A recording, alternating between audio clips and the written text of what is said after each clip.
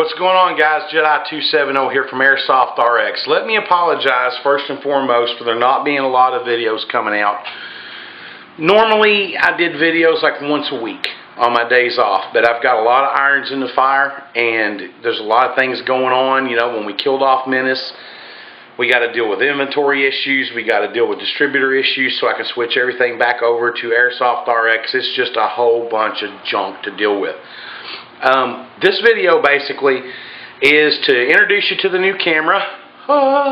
This is the JVC GZ HM30 HD. I know you guys like the HD, so therefore I went out and got it. You know, make the videos just a little bit better. And the last time I did a video for North Star on the 42-inch assault weapons case, it's olive drab, and the white balance made it look like coyote tan with olive drab webbing, and I didn't like it. So therefore, that coupled with the fact you guys like HD, I went out and got you an HD camera.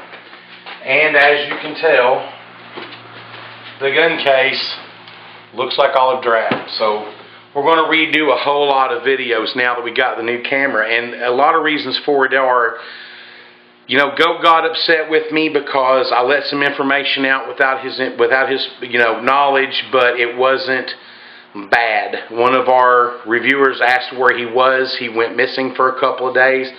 I just simply said he had some stuff to iron out and take care of, and Goat was not feeling that way about it and got mad, deleted the channel. Well, I had like 200 and some videos on the channel. It kind of ticked me off, and I'm thinking to myself, okay, why get mad about it? Because there's a lot of questions that were asked that I didn't include in those videos. So we're going to make some lemonade out of lemons, and we're going to go over a lot of the things. I'm going to go back and pull some paperwork and read and see what those questions were, touch on a few things. But, you know, I'm not going to be able to cover everything about an item, and it's not going to be stellar and perfect every time, and I don't think anybody can. But, man, this face detection thing on this camera is driving me crazy. It's these little squares are going nuts. So if I stammer a little bit, that's why. You know, when I was talking about having a lot of irons in the fire, football season's over, but the off season starts. You know, not NFL, but junior pro. And our head coach from the Packers this year is going to move up and start coaching varsity from the JV because his son's moving up and he just wants to move up and move and change. So myself and some of the other dads from the Packers team, we're going to take over the Packers next season. So my 9-year-old son, and this brings me to another thing that I really want to get across to you guys. I realize that my audience is young. A lot of you guys are my age, and some of you are like in your teens. My 9-year-old looked at me when he started playing football. This is his first year playing, and he looked at me and he says, "Dad, I want to play like you did." You know, and my heart just got big, you know what I mean? And I thought, okay, something's going to happen here. He's either going to fall in love with the sport other than watching it on TV, or he's going to hate it and never want to watch the Steelers play again. You know, something's going to happen. So this is virgin territory, and you got to be very careful. And that's what happens with us dads. Sometimes we get thrown in the heat of battle, and we have to feel our way through. So if you guys are having problems with your old man, cut him some slack, because there's a lot of stuff going on up here, and he's trying to lead you in the right direction. You may not see it now, but you will in the future. So, you know, Shane starts playing football, and after his first 2 practices, we get in the truck, we're driving home, and he says, "Dad, is it too soon to quit? Or is it too early to quit? Or too late to quit?" And I'm like, it's always too late to quit. You know, you finish what you start, and if you don't want to play next year, then that's fine. But, you know, I don't want to make him feel like I'm pushing him into something that he doesn't want to do, nor am I trying to live vicariously through him.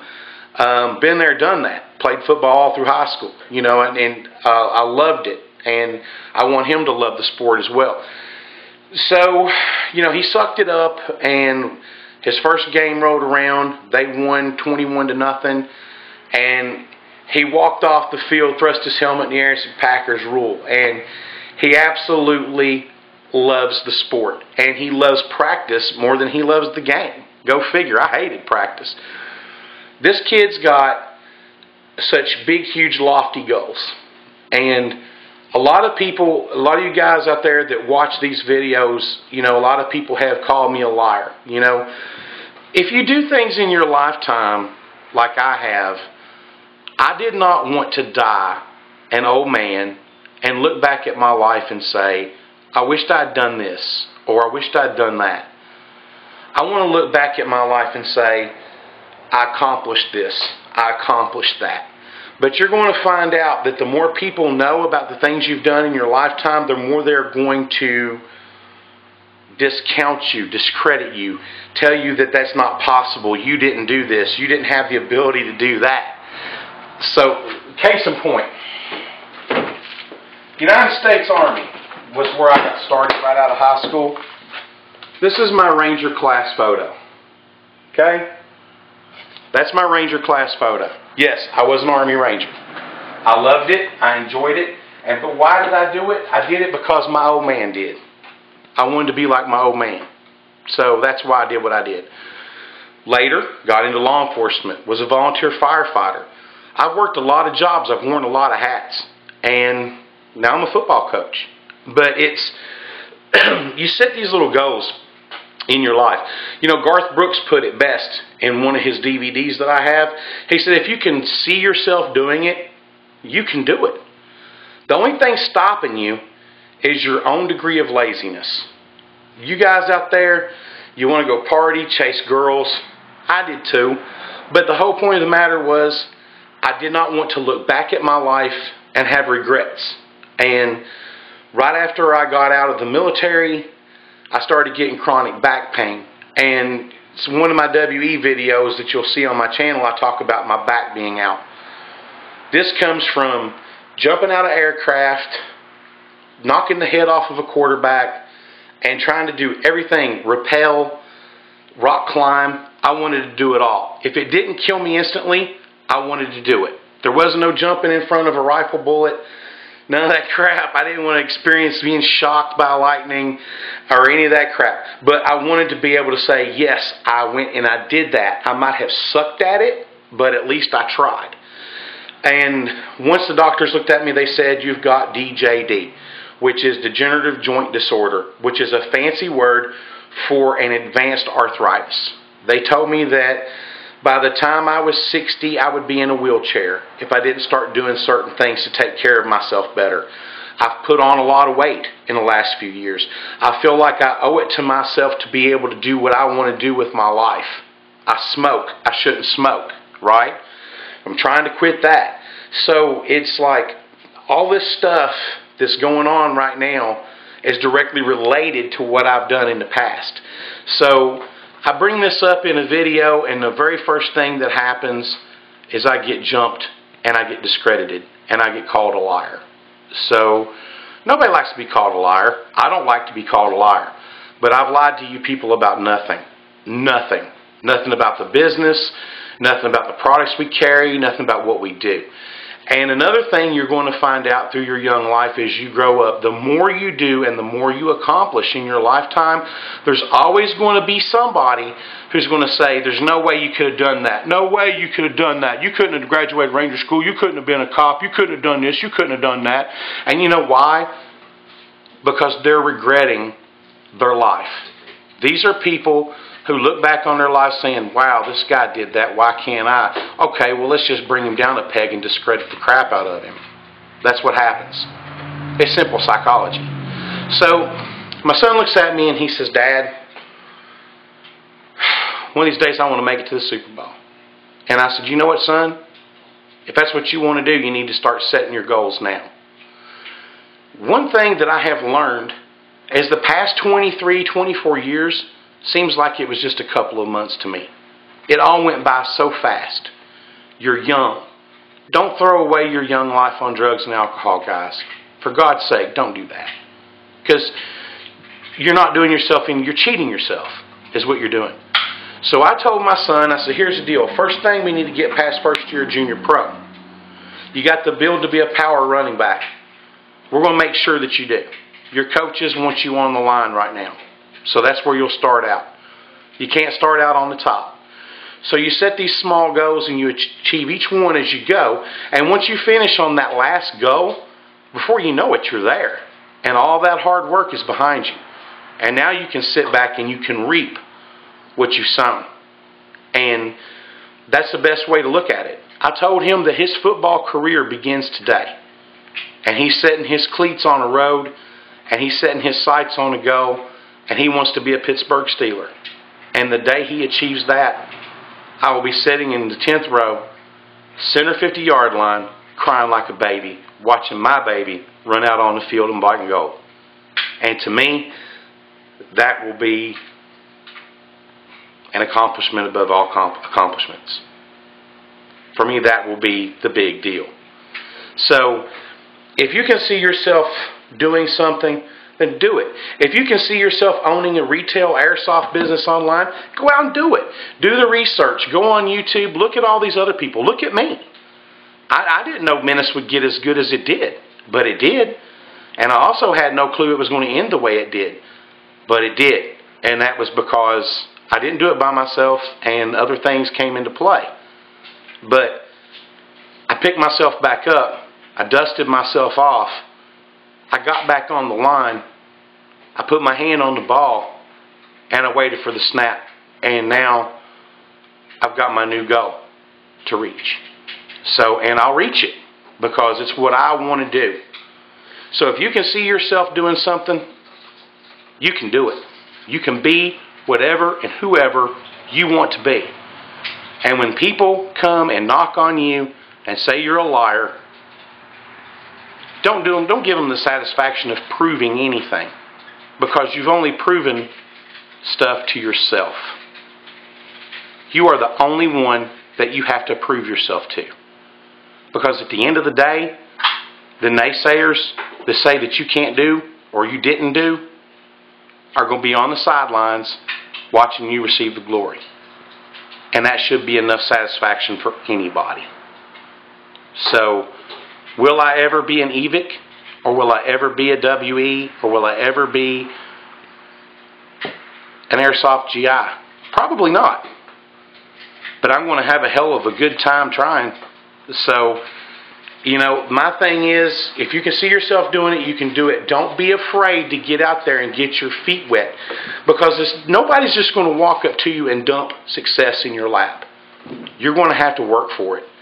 And trust me, those who do get success dropped into their lap, like children of celebrities that can't sing a lick, but since their daddy's last name is such and such, they go out and get a Grammy or Oscars or any of these other little plastic statues that mean so much to them. There's no gratification in that success. Stand up and be counted. Set your goals. Before you know it, you'll have a Super Bowl ring. But you have to go your particular journey one step at a time.